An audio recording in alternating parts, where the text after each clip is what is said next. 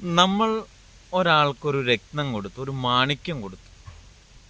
അത് കൊടുക്കുന്ന നമുക്കറിയാം അതിൻ്റെ വില എന്താണെന്നും അതിന് വലിയ വാല്യൂ ഉണ്ട്, വിലയുണ്ട് എന്നും നമുക്കറിയാം.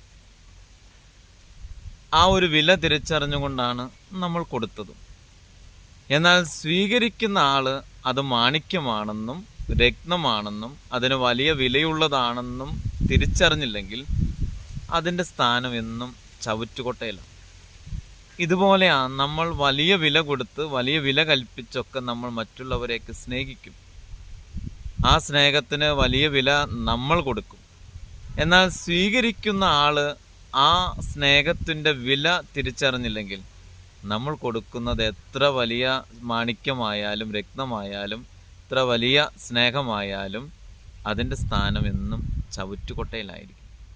അതുകൊണ്ട് മറ്റുള്ളവർ സ്നേഹിക്കുന്നില്ല എന്ന് വിചാരിച്ച് നമ്മൾ പരാതി പറയണ്ട. അത്രേ വാല്യൂ, വില കൊടുത്തോളൂ എന്ന് വിചാരിച്ചാൽ മതി.